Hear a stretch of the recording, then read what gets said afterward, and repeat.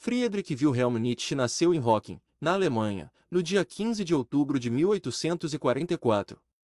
Era filho, neto e bisneto de pastores protestantes. Com 5 anos de idade ele perdeu o pai e ficou aos cuidados da mãe, da avó e da irmã mais velha. Durante a juventude pretendia seguir o exemplo do pai e dedicou-se à leitura da Bíblia.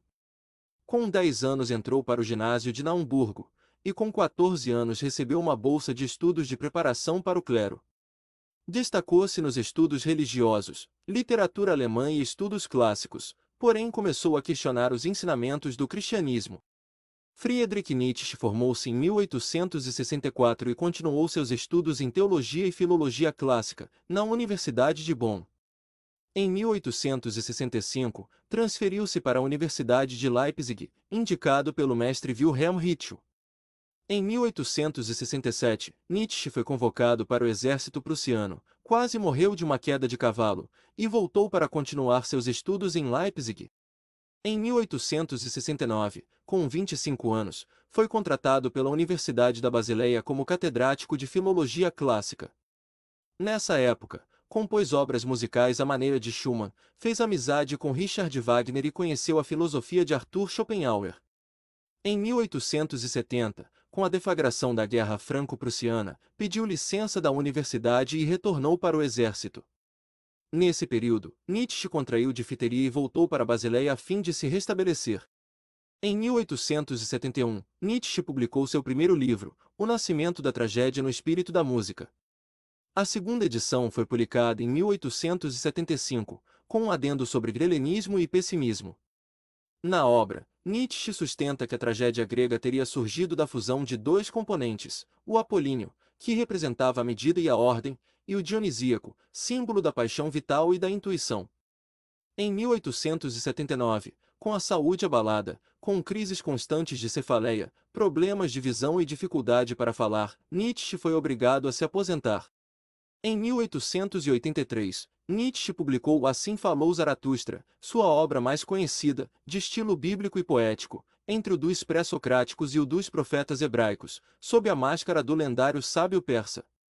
Na obra, estão as ideias-chaves do pensamento de Nietzsche, a ideia de super-homem, a ideia de transmutação de valores, a ideia de espírito senhorio e a ideia de eterno retorno, que derrotariam a moral cristã e o ascetismo servil. Nietzsche fez da moral e da religião o alvo de seus combates, considerando sua guerra pessoal contra ambos sua maior vitória.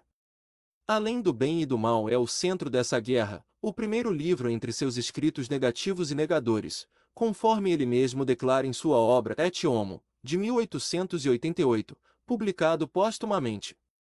De um modo geral, na obra Além do Bem e do Mal, Nietzsche desenvolve uma verdadeira crítica da filosofia, da religião e da moral, apontando as congruências existentes entre elas.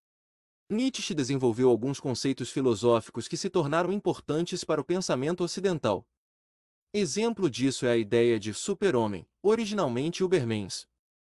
Para o pensador, existiria um tipo de sujeito capaz de se superar aos demais, não precisando da religião ou da moral para suportar a existência.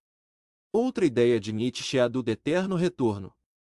De forma resumida, esse conceito baseia-se na ideia de que a vida de cada pessoa, e tudo o que acontece nela, se repete infinitamente. Para ele, se o tempo e o espaço são infinitos, nossa existência se repete constantemente, como se fosse uma roda que sempre gira e volta para o mesmo ponto. Assim, esse pensamento é visto como uma maneira de aceitar os acontecimentos da vida, amando cada momento, pois ele se repetiria infinitamente. Deus está morto é também uma afirmação feita pelo pensador para questionar o catolicismo.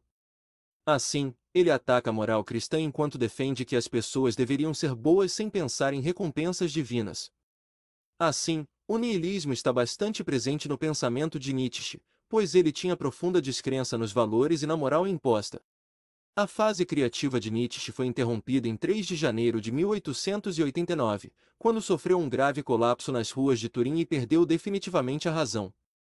Ao ser internado na Basileia, foi diagnosticado com paralisia progressiva, provavelmente em consequência da sífilis. Quando um exemplar de sua obra-prima, Assim Falou Zaratustra, foi colocado diante dele, leu-o durante alguns minutos e disse em seguida: "Não sei quem é o autor deste livro. Mas, Pelos deuses, que pensador deve ele ter sido? Friedrich Nietzsche morreu em Weimar, Alemanha, no dia 25 de agosto de 1900. Se você gostou deste vídeo, não se esqueça de deixar o seu like e se inscrever no canal.